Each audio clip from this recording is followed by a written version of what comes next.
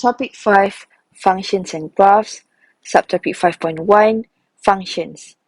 At the end of the lesson, students should be able to A. Define a function, B. Identify a function from the graph by using vertical line test, C. Identify a one-to-one function by using algebraic approach or horizontal line test, D. Sketch the graph of a function, and E. State the domain and range of a function.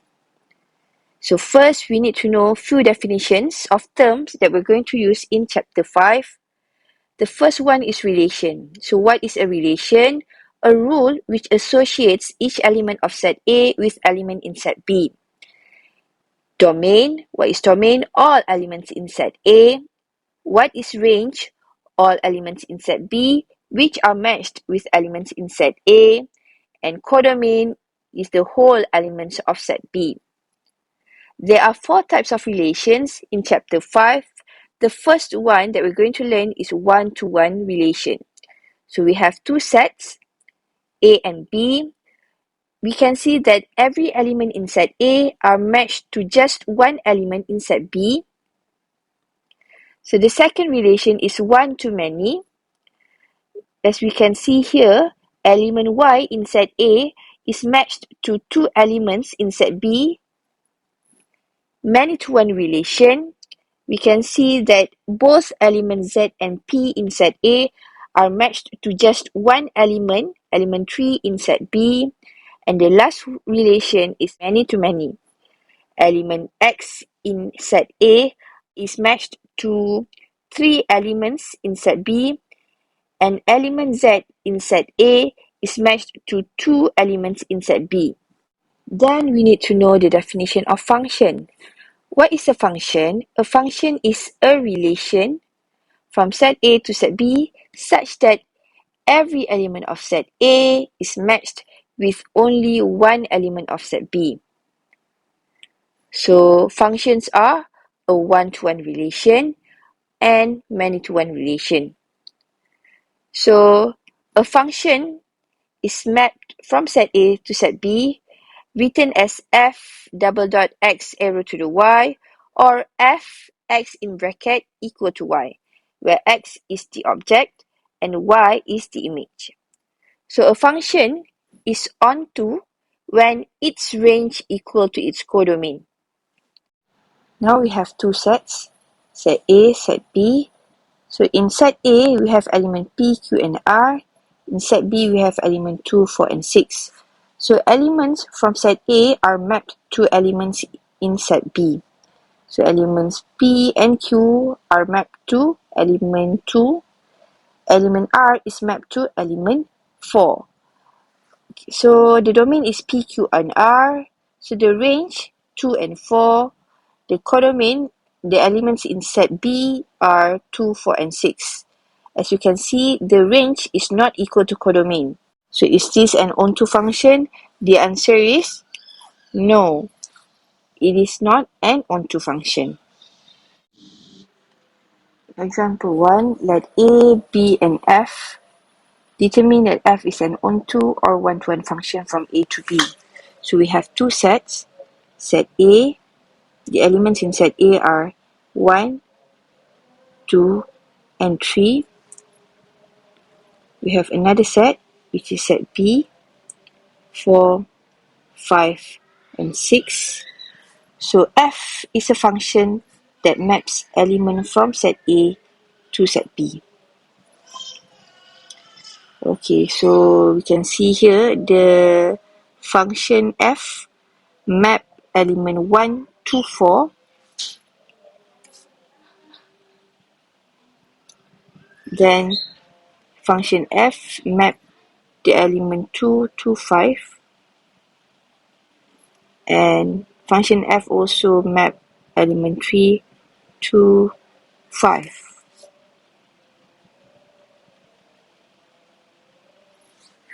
Okay, so what is the domain? We can state that the domains are 1, 2, and 3. What is the codomain? So codomain is all the elements in set B. So 4, 5, 6. So range, what is range? Which is basically the object. So 4 and 5. We have to determine that f is an onto function. We can see here that the range is not equal to the codomain. Since range doesn't equal to the codomain, so f is not an onto function. So we also have to determine whether f is a one-to-one function from A to B. So we can see here that both elements 2 and 3 are mapped to just one element inside B, which is 5. So f is not a one-to-one function.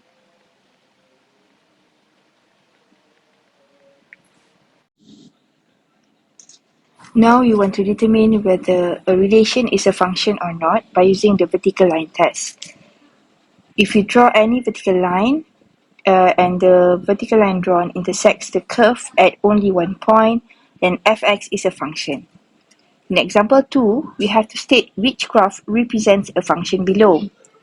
For example 2a, we have fx equals to x squared times 2 minus x. So we have a cubic function. So this is the graph for the function. And if we draw a straight line, we can see that there is one intersection between the vertical line and the graph. So we can say that fx is a function. Why we say it is a function? Since it intersects at only one point.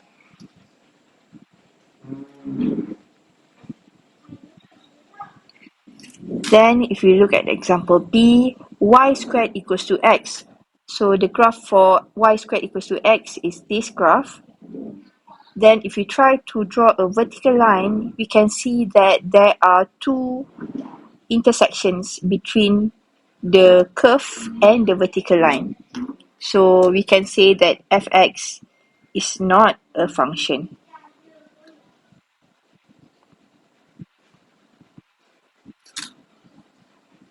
Next, we have to determine whether a function is a one-to-one.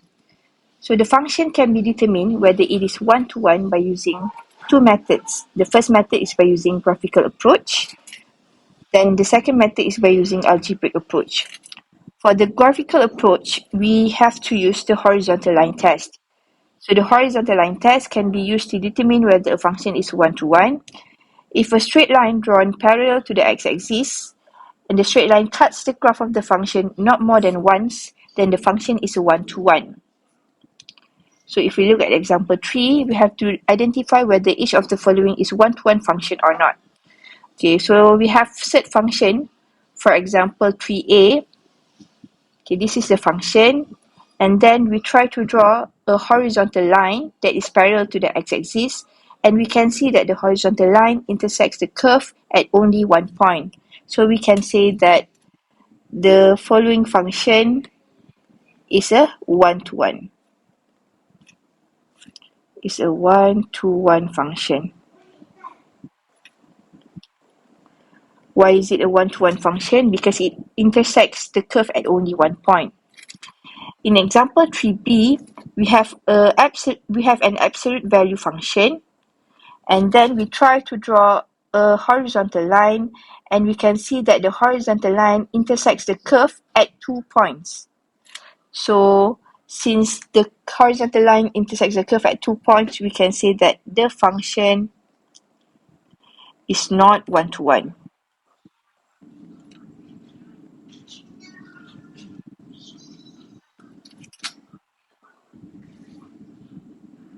Another method to determine whether the function is one-to-one or not is by using algebraic approach.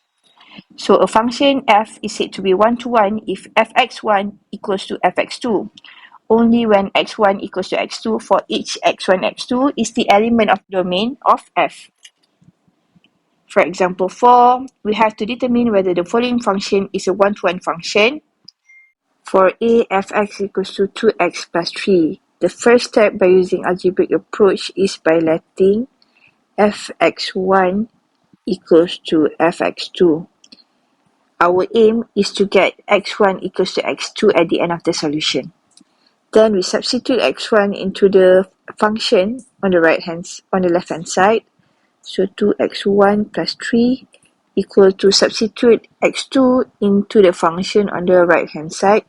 So 2x2 plus 3. Then we eliminate the 3. We only have 2x1 equals to x2. Eliminate number 2 in front of x1 and x2. We get x1 equals to x2. So since x1 equal to x2, we can say that fx is a one-to-one function.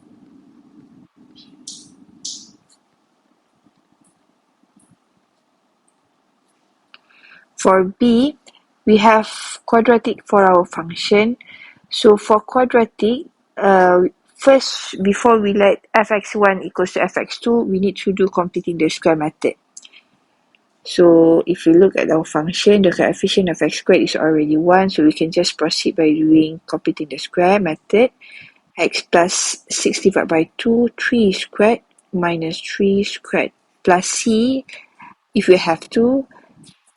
But in the function, we don't have any c, so we're just going to proceed with what we have, x plus 3 squared minus 9. Then we can let fx1 equals to fx2. Substitute x1 into the left hand side, so we have x1 plus 3 squared minus 9, and substitute x2 on the right hand side, x2 plus 3 squared minus 9. So bring negative 9 to the right hand side, it will eliminate the negative 9. So what's left is just x1 plus 3 squared equals to x2 plus 3 squared. So square root both sides to eliminate the square. For left hand side, we will only have x1 plus 3, but for the right hand side, we will have plus minus x2 plus 3. So we will have two solutions, positive and negative sign. So x1 plus 3 equal to positive x2 plus 3. And the other solution that we have is x1 plus 3 equal to negative x2 plus 3. So for the first solution, eliminate the 3, so we only have x1 equals to x2. And for the second solution, transfer 3 to the other side, we will get x1 equals to negative x2 minus 6. So we can say that there are few values for x1. So since x1 doesn't necessarily be x2, so the function is not one-to-one.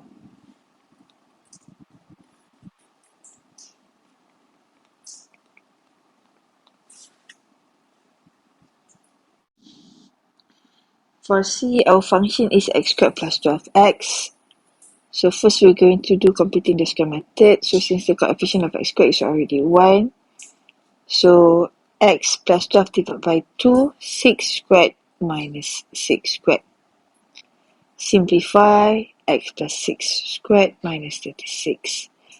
Then we let fx1 equal to fx2. Substitute x1 on the left hand side, x1 plus 6 squared minus 36. On the right hand side, we will have x2 plus 6 squared minus 36. Bring negative 36 to the other side. So we have x1 plus 6 squared equal to x2 plus 6 squared. Then square root both sides. So the square will be eliminated. So we will only have x1 plus 6 equal to plus minus x2 plus 6.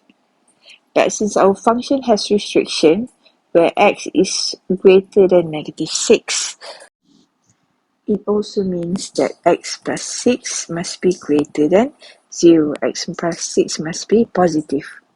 So we can say that x1 plus 6 equals to only the positive x2 plus 6. So rearrange or simplify, x1 equals to x2. Since x1 equals to x2, the function fx is a one-to-one function.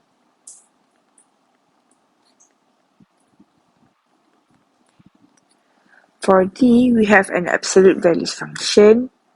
So let fx1 equal to fx2. Substitute x1 on the left hand side. So modulus x1 minus 1. On the right hand side, we have modulus x2 minus 1. After that, use the definition of modulus, which is squared. Substitute anything that we have in the modulus inside the bracket squared, x1 minus 1. Do the same for the right hand side. So modulus will be substituted by square root squared. Substitute x2 minus 1 inside the bracket squared. So we have to square both sides to eliminate the square root. Then we have x1 minus 1 squared equals to x2 minus 1 squared. Square root both sides. So on the left hand side, we will have x1 minus 1. On the right hand side, we will have plus minus x2 minus 1. So now we have two solutions. The first solution is x1 minus 1 equal to positive x2 minus 1. For the second solution, we will have x1 minus 1 equals to minus x2 minus 1. So for the first solution, x1 equals to x2. But for the second solution, we will have x1 equals to negative x2 plus 2. So since x1 does not equal to x2, so fx is not one-to-one function.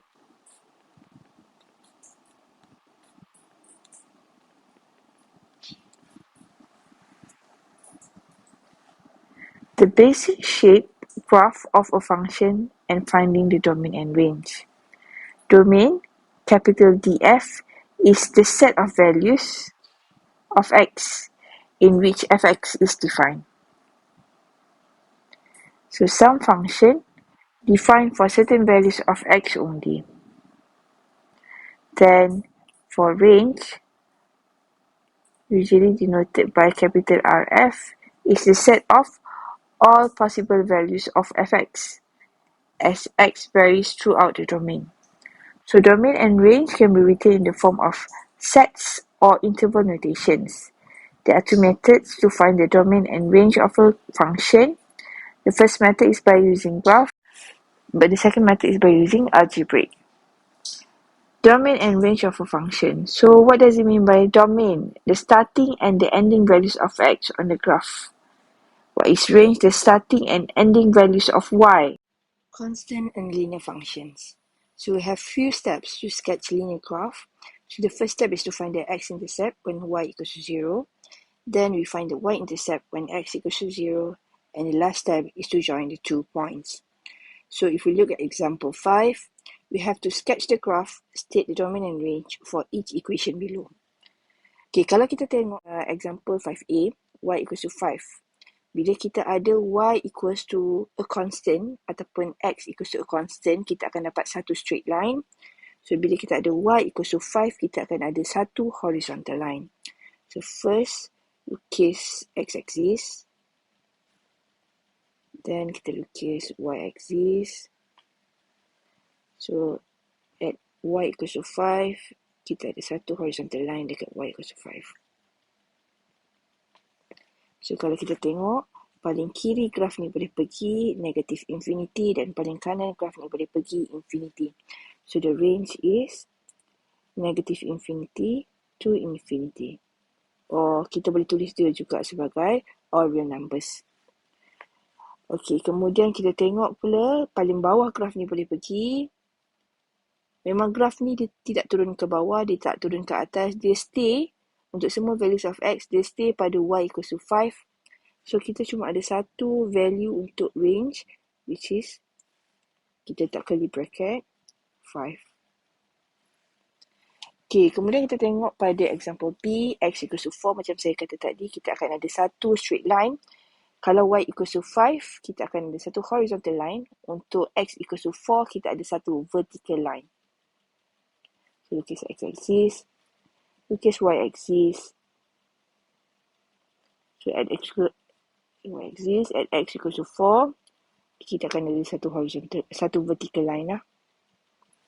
Okay, kita akan tengok paling kiri graf ni boleh pergi, paling kanan graf ni boleh pergi, dia tak pergi mana-mana. Dia cuma stay at x equals to 4. So, domain kita cumalah 4. Okay, kita tengok paling bawah graf ni boleh pergi, negative infinity, dan paling atas graf ni boleh pergi, infinity. So, for the range, kita akan ada negative infinity to infinity, or we can also write it as all real numbers. Kemudian kita tengok C. Kita ada satu linear function y equals 4x plus 3. Kenapa kita kata linear? Sebab x di power 1. So first kita cari x-intercept. X-intercept bila y equals to 0. So 0 equals to 4x plus 3. X equals to negative 3 over 4. Okay, kemudian kita cari x-intercept when x equals to 0. Kemudian y equals to 4 times 0 plus 3. So the y-intercept is 3. Okay, so kita lukis dulu dua points ni, dua intercepts ni. X-axis, y-axis. X equals to negative 3 over 4. So assume sini negative 3 over 4. So 1, 2. Ini kita naikkan lagi.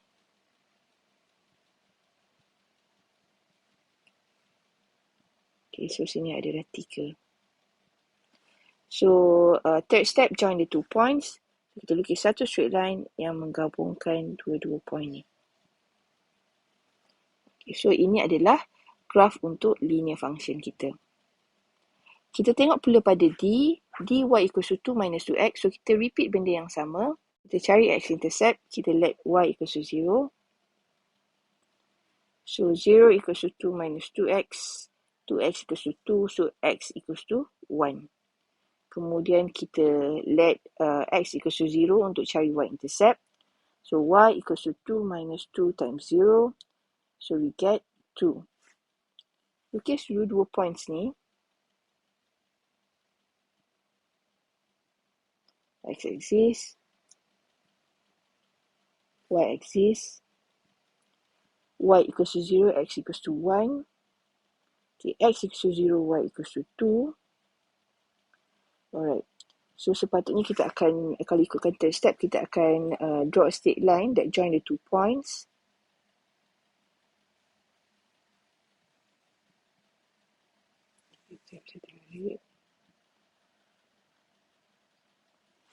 Okay.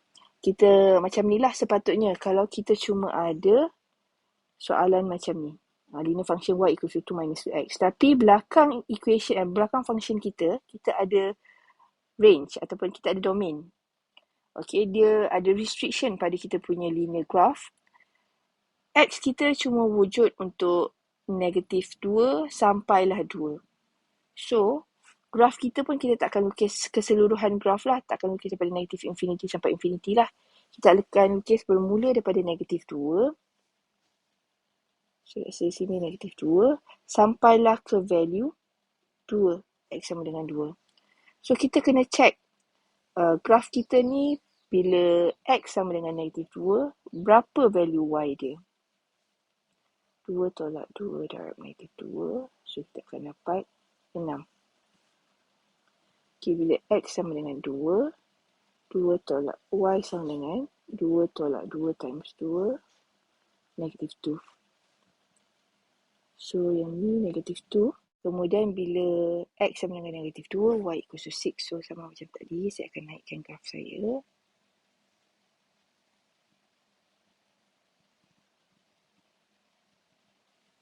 Okay. Saya bawa ini semua ke bawah. So, maksudnya saya kena increase scale dia lah. Sebab kita ada pertambahan value Y kat sini. So, 2, 4. So, assume kat sini adalah 6. So, 2, X equals to negative 2. Y equals to 6. So, sini point kita. So, maksudnya kita kena naikkan lagi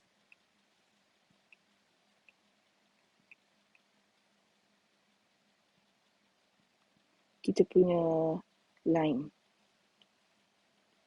Kita akan lukis, kita akan sama lukis.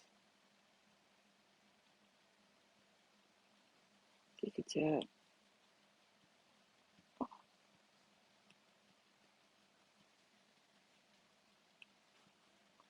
So, kita akan lukis line macam ni lah. Okay. So, domain kita, kalau kita tengok dekat sini, sebab kita ada restriction, biasanya domain kita adalah, restriction tu adalah kita punya domain lah. So, our domain is from -2 sampailah 2. Kemudian range kita tengok paling bawah graf ni boleh pergi. So, graf ni paling bawah dia boleh pergi value -2.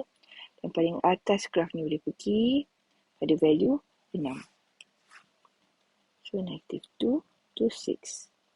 Okay, untuk C saya terlupa nak tulis tadi, domainnya. Okay, sebab tak ada restriction, so the graph can go to -infinity up to infinity. So, all real numbers. And for the range sama juga, graph paling bawah dia boleh pergi -infinity. Paling atas graph ni boleh pergi +infinity. So, all real numbers. Okay, quadratic function, we have few steps to sketch quadratic graph. So the first step is to identify the basic shape. So the basic shape depends on the coefficient of x squared, the value of a. So if we have a greater than 0, we have a smile graph. When we have a less than 0 or negative a, we have a sad graph. Then we have to do completing the square method to find the maximum or minimum point. Then if we have to, we find the x and y intercepts. So if you look at example 6, sketch a graph of the functions, state the domain and range for each of the functions. So y equals to 3, x squared plus 1. So coefficient of x squared is a. Jadi kita akan ada graf senyum. Since a is 3, a greater than 0. So we have a smile graph. Okay, kemudian we have to do completing the square method if we need to. Tapi kalau kita tengok dekat sini, 3x squared plus 1 is also 3x plus 0, x minus 0, squared plus 1. So kita tak perlu dah buat completing the square. Kita dah boleh keluarkan dia punya minimum point. So minimum point dia, x minus 0 equals to 0, so x equals to 0. Kemudian kita just ambil yang ni dengan yang ni sebagai kita punya minimum point. Okay, kemudian kita akan lukis y-intercept kalau perlulah. So, kita lukis dulu apa yang kita ada. Lukis dulu x-axis. Lukis y-axis. When x equals to 0, y equals to 1. So, ini graf senyum kita. Okay. So, kalau ikutkan kita kena semuskan lah bawah dia ni. Alright. So, kita tak perlu cari x dengan y-intercept. Daripada sini kita boleh nampak domain kita, graf kita akan ada sepanjang-panjang negatif infinity sampailah infinity. So, all real numbers. And untuk range, paling bawah graf ni boleh pergi. Value y equals to 1. Paling atas graf ni boleh pergi sampai infinity. So, from 1 to infinity. Okay, untuk B, kalau kita tengok, sama juga. First step, kita akan tengok coefficient of x squared. So, A less than 0 sebab kita ada negative 1. So, kita akan ada graf masam. So, graf masam maksudnya kita akan ada maximum point lah. Jadi, maximum point ni kita nak dapatkan daripada mana? Kita akan dapatkan daripada, kalau kita dah buat completing the square. Tapi dalam case ni kita tak perlu buat completing the square method sebab dia dah simplify dah bentuk kita. So yang ni akan jadi kita punya x coordinate, negative 1 akan jadi y coordinate kita. So untuk maximum point, coordinate dia adalah 0, negative 1. Okay. So kita lukis dulu. Kalau perlu baru kita akan cari x dengan y-intercept. So x-axis. Okay, y-axis. So, X equals to 0, Y equals to negative 1. So, ni adalah graf kuadratik kita. Okay. Sama juga macam A, tak perlu cari X dengan Y intercept. So, graf ni paling kiri dia boleh pergi, dia sentiasa ada value. Okay. Dia ada negative infinity. Sorry. Paling kiri graf ni boleh pergi negative infinity. Paling kanan graf ni boleh pergi infinity. So, untuk domain, all real numbers. Okay, untuk range, kita tengok paling bawah graf ni pergi negative infinity. Paling atas graf ni boleh pergi. Dia cuma akan paling tinggi graf ni boleh pergi sampailah negative 1. So, negative infinity up to negative 1 square bracket. Okay, kita tengok yang C. So, for C, x squared plus 2x minus 1. So, kita tengok dulu coefficient of x squared. So, positive 1 greater than 0. So, kita akan ada graf bentuk senyum. So, bila ada graf bentuk senyum, maksudnya kita akan ada minimum point. So, kita tengok dekat sini, kita ada x squared. Kita ada x, maksudnya kita belum lagi buat completing the square. Jadi, kita buat dulu completing the square method. So, first kali untuk completing the square, kita mesti pastikan depan x squared mesti 1. Okay. Kemudian, tambah bx tambah c. Okay, lepas tu apa yang kita buat kalau completing the square? Okay, x tambah b per 2 kuasa 2 tolak b per 2 kuasa 2 tambah je dengan c. Kemudian kita simplify. So, follow je formula ni. So, coefficient depan x squared memang 1 dah. Jadi, kita terus guna formula lah. So, x plus b kita 2. So, 2 over 2 squared minus 2 over 2 squared. Salin je balik c minus 1. So, if you simplify, we should get x plus 1 squared minus 1 squared minus 1. So, simplify jadi minus 2. Okay, jadi daripada sini kita akan dapati kita punya x-intercept. Bukan x-intercept. Kita punya x-coordinate. X plus 1 equals to 0. So, x equals to negative 1. Okay, kemudian kita ambil je whatever value yang kita ada luar bracket squared ni. Itu adalah kita punya y coordinate.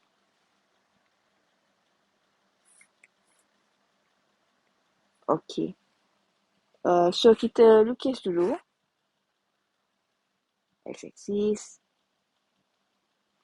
Kita lukis dulu y-axis. Okay, minimum negative 1.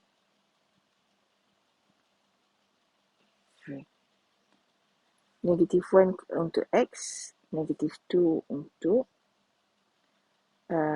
Y coordinate. So, inilah kita punya minimum point kita.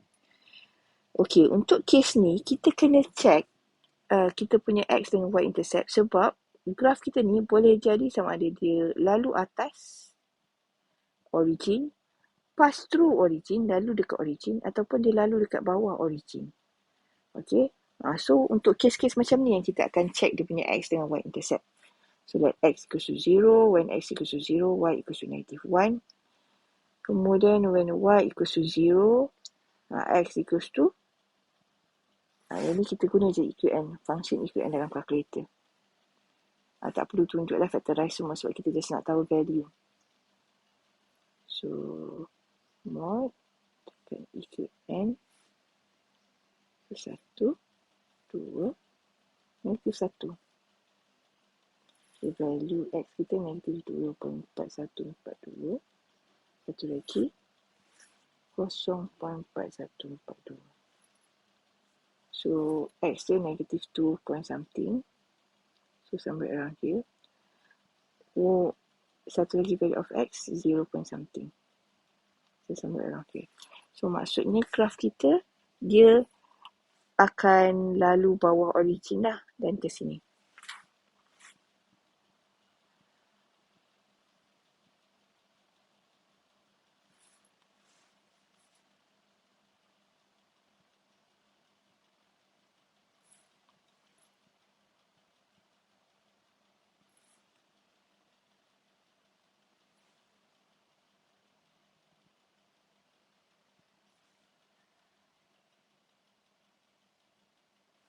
So, ni adalah kita punya quadratic.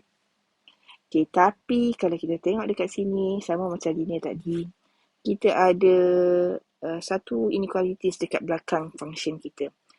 X is from -3 up to 2. So, maksudnya kalau macam ni, kita kena check lah. X sama dengan -3, Y dia value berapa? Kita masukkan dulu function. Okay, alpha x squared plus 2 alpha x minus 1, kita calculate. So, saya calculate -3 dulu. So, saya dapat value 2. Y sama dengan 2. So, bila x sama dengan 2, y sama dengan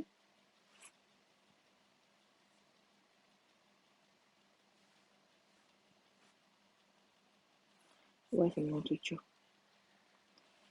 So, x sama dengan -3, y sama dengan 2.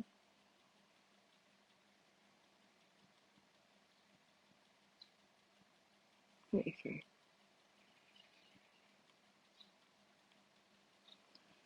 When x equals to -3, y equals to 2.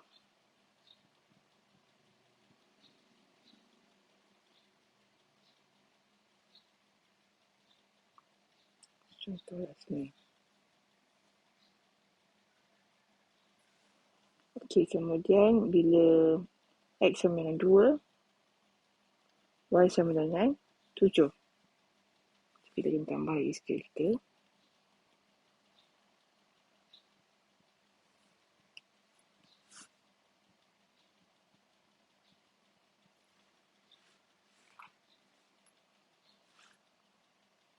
So, kita approximate kat sini lah 7.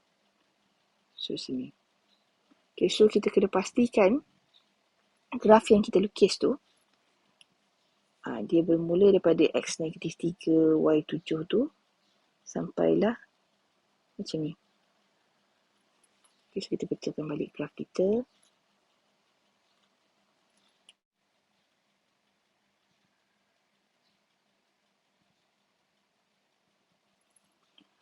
Okay, so kalau kita tengok dekat sini, domain kita apa, biasa kita akan ambil je restriction yang dia bagi. So, bermula daripada x -3 sampai 2. Kemudian, paling bawah graf ni boleh pergi. Paling bawah dia boleh pergi -2.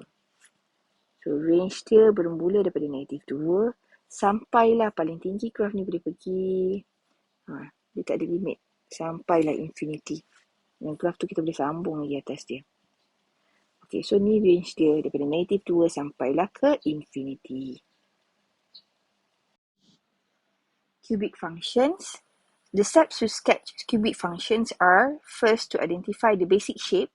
So we have two basic shapes, depends on the coefficient of x cubed. If the coefficient of x cubed is greater than 0, we have a shape like this. If we have coefficient of x cubed less than 0, we have the opposite shape.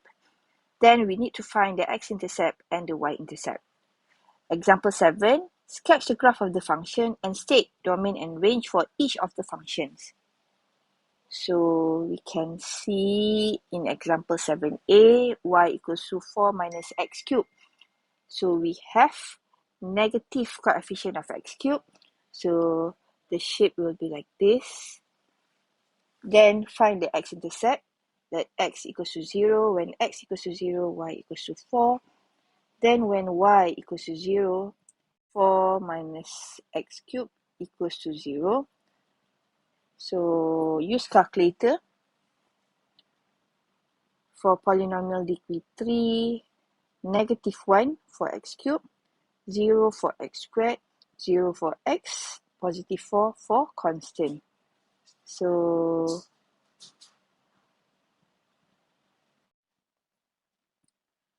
4 minus x cubed equal to 0, x cubed equals to 4, x equals to cube root 4 equals to 1.587. So draw the x-axis, draw the y-axis. Okay, plot the points when x equals to 0, y equals to 4. When y equals 0, x equals to 1.587. So our graph should have this shape and it must passes through these points. So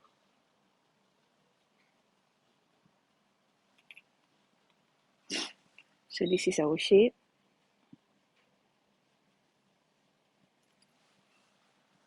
Okay, this is our graph for fx. Then kita cari domain. So what is the domain? Paling kiri graf ni boleh pergi negative infinity, paling kanan graf ni boleh pergi positive infinity. So all real numbers. Okay, untuk range pun sama juga. Paling bawah graf ni boleh pergi negative infinity, paling atas graf ni boleh pergi positive infinity. So again all real numbers. Okay, then kita tengok pula example B. So sama juga, first kali tengok coefficient of x cube. So positive coefficient, so patutnya kita akan gunakan shape yang pertama. Okay, lepas tu kita tengok intercepts y equals to 0. When y equals to 0, 2x cube minus 2x squared equals to 0. So kita boleh factorizekan 2x squared dekat sini. So x minus 1 equals to 0. So hapuskan x squared. So x squared times x minus 1 equals to 0. So x equals to 0 and 1. Okay, when x equals to 0, our y-intercept equals to 0. So kita boleh lukis x-axis, y-axis. So dia akan passes through origin. Then dia akan passes through x0 and 1.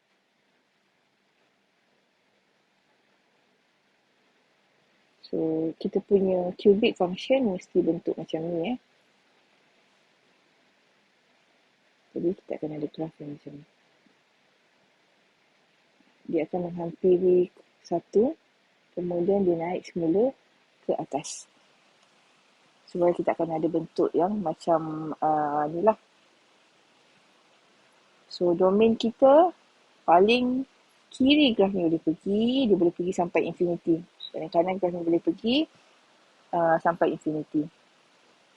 So all real numbers. Sama juga dengan range.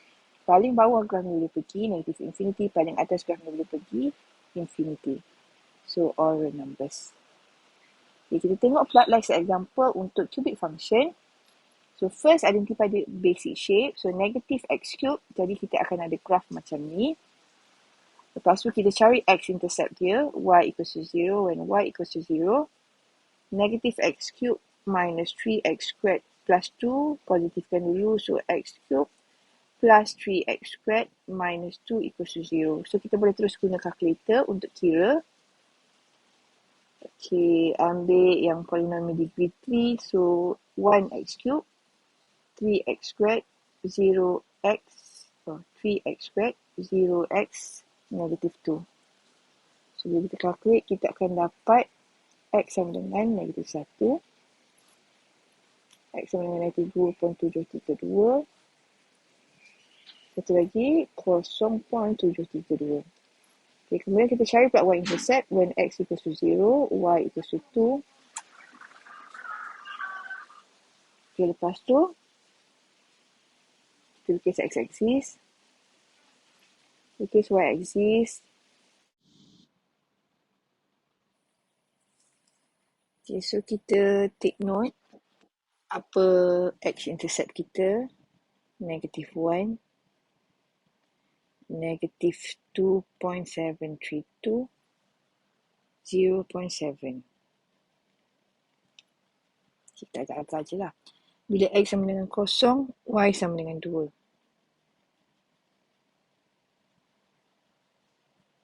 Okay, so since shape kita macam ni,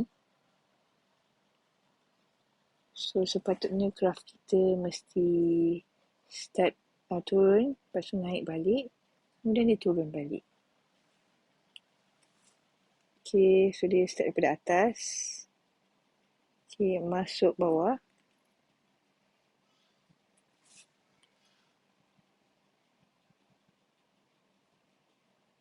Atas, turun balik. Alright, so domain kita dalam kes ni, graf ni paling kiri graf ni boleh pergi negative infinity, paling kanan graf ni boleh pergi infinity, so all real numbers. Untuk range pula sama juga, paling bawah graf ni boleh pergi negative infinity, paling atas graf ni boleh pergi infinity. So all real numbers juga. Set functions. There are a few steps to sketch set function. First is to identify the basic shape. So there are 4 basic shapes. It depends on the general equation of set function. If we have y equals to positive set, positive x, this is the shape of the function. If we have positive set, negative x, this is the shape of the function. If we have negative set,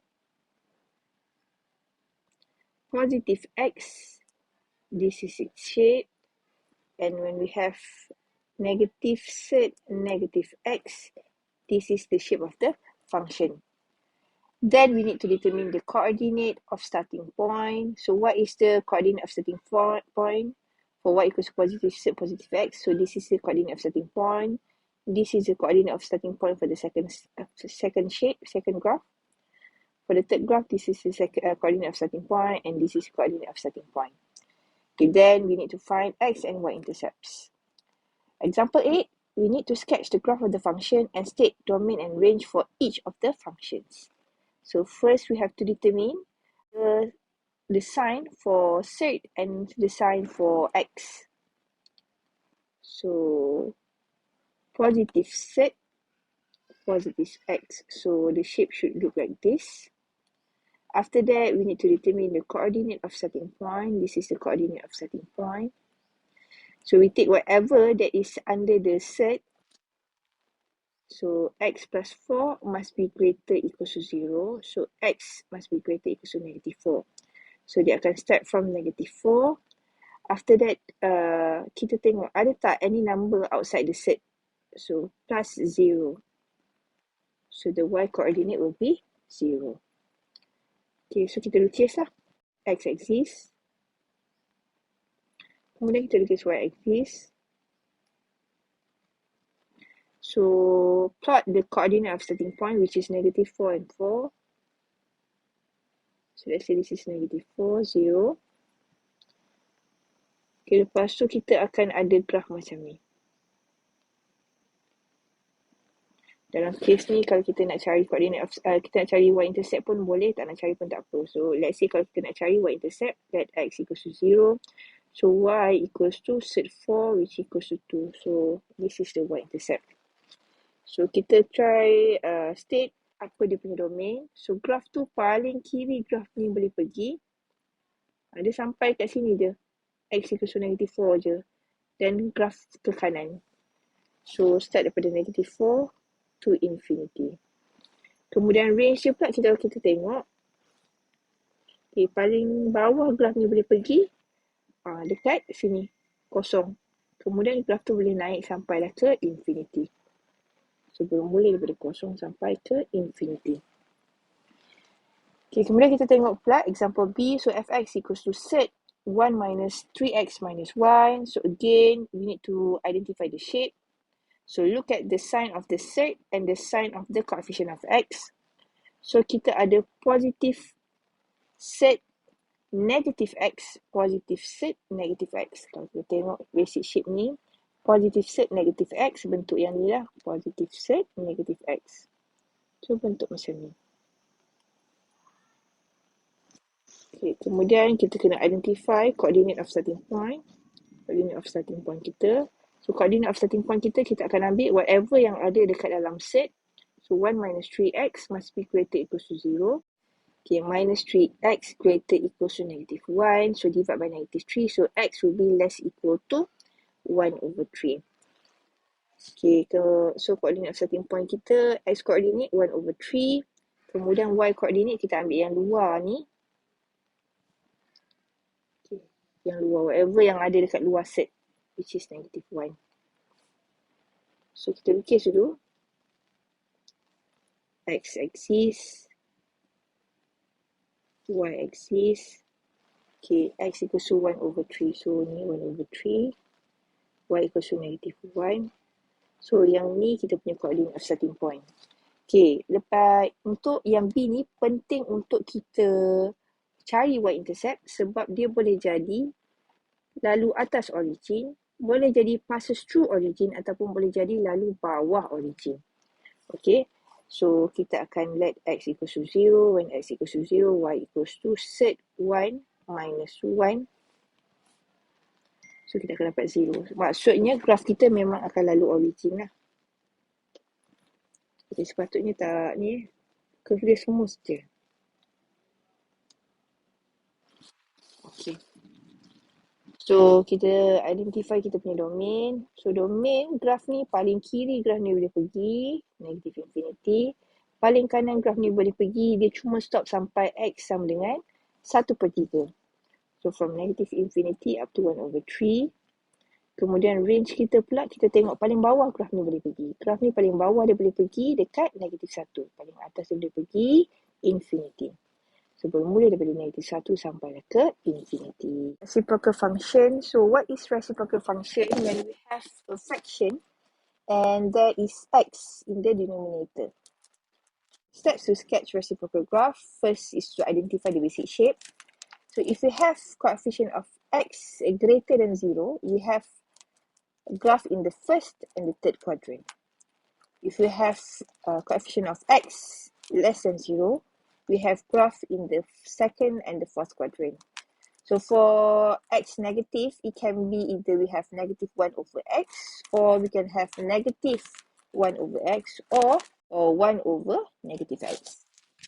Okay, after we identify the basic shape, we find the horizontal and vertical asymptote. Then only if we need to find x and y intercepts. Okay, example 9, sketch the graph of the functions and state the domain and range for each of the function. So first, we need to identify the basic shape. So for the basic shape, look at the coefficient of x. So we're going to have graph in the first and the third quadrant. Okay, then we need to find the horizontal asymptote. So for the horizontal asymptote, look at the numbers outside the fraction. So kita tak ada nampak any numbers dekat luar 1 over 2x. So we can say the horizontal asymptote y equals to 0. For the vertical asymptote, take anything that we have in the denominator. So we have 2x in the denominator. We let it as 0. So x equals to 0 is the vertical asymptote. Okay, lepas tu kita lukis x-axis. Lukis y-axis. Okay, sekejap saya rearrange.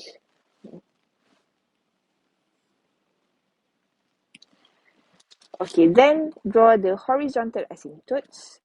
So for the horizontal asymptotes, y equals to 0. So the horizontal asymptote is the x-axis. For the vertical asymptote pun sama. Vertical asymptote is our y-axis. So apa itu asymptote? Function kita dia akan menghampiri tapi dia tak akan sentuh. Menghampiri tapi tak akan sentuh. Menghampiri tapi tak akan sentuh. Sama juga in the third quadrant. Menghampiri tapi tak akan sentuh. Okay. So, menghampiri tapi tak sentuh, semua jauh. Menghampiri tapi tidak akan sentuh. Sama juga, menghampiri tapi makin lama makin menjauh. Lepas tu untuk dia makin menghampiri tapi tidak akan sentuh. Okey, kemudian kita tengok kita punya domain. So, domain graf ni, dia bermula daripada negatif infinity. Kemudian dia menghampiri asymptote tapi dia tak akan sentuh asymptote. Lepas tu, lepas asymptote dia akan bergerak balik sampailah ke infinity.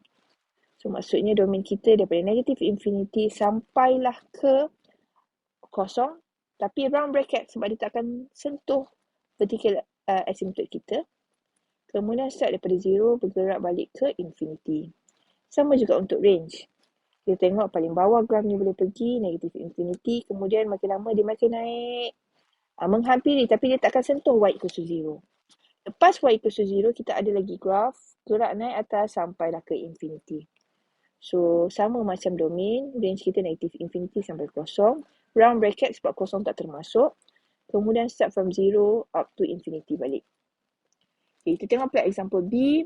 Fx equals to negative 3 plus 1 over x. Okay, identify dulu basic shape. Positive 1 over positive x. So, kita akan ada graf yang basic shape dia sama macam A. Ada graf pada first dengan third quadrant. Lepas tu identify kita punya horizontal asymptote.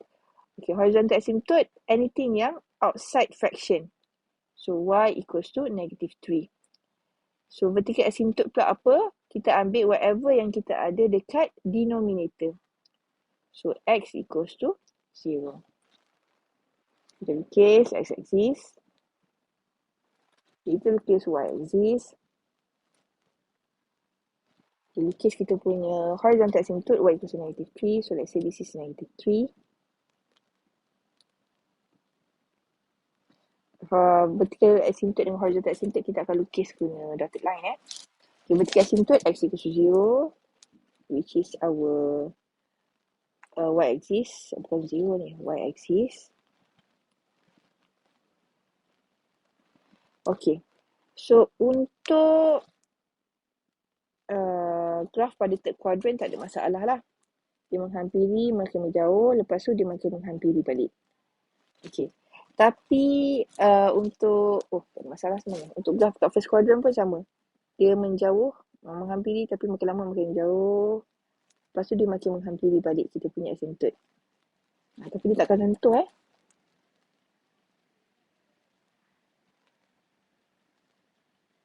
Dia menghampiri tapi kita takkan sentuh. Okay, so kita punya domain paling kiri graf ni boleh pergi negative infinity sampailah ke kosong. Lepas tu dia stop. Lepas kosong dia gerak balik sampailah ke infinity. So from negative infinity sampai kosong, union kosong ke infinity. Okay, lepas tu kita tengok untuk range. So range paling bawah graf ni boleh pergi negative infinity. Lepas tu dia naik, makin menghampiri negative 3 tapi dia takkan sentuh. Kemudian lepas negative 3 dia akan ada balik graf naik sampailah ke infinity. So untuk range, paling rendah graf ni boleh pergi negative infinity sampailah negative 3. Kemudian lepas negative 3 dia naik balik sampailah ke infinity. Okay, dan kita tengok. Okay, ada typo dekat sini. Sepatutnya C. Okay, so function untuk C, fx equals to 5 over 3 minus x plus 2. So again, tengok basic shape kita positif. Tapi kalau kita tengok kat sini, x dia negatif. Okay, so kalau x dia negatif, maksudnya kita akan ada graph pada second dengan fourth quadrant. Okay, then kita identify horizontal asymptote, any term yang outside the fraction. So horizontal asymptote kita adalah y equals to plus 2. Kemudian tengok vertical asymptote. Vertical asymptote pula kita tengok apa-apa yang ada dekat denominator. So 3 minus x kita akan equate to 0, x equals to 3. Jadi kita boleh lukis x-axis. Okay, y-axis. Okay, bila lukis pula dia punya horizontal asymptote y equals to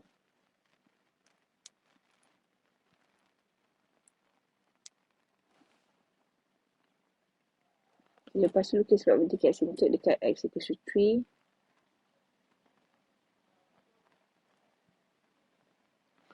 Okay, kita ada graph pada second dengan fourth. Untuk dekat fourth ni tak ada masalah. Kita boleh terus lukis. Okay, untuk yang second pun tak ada masalah juga. Kita boleh terus lukis.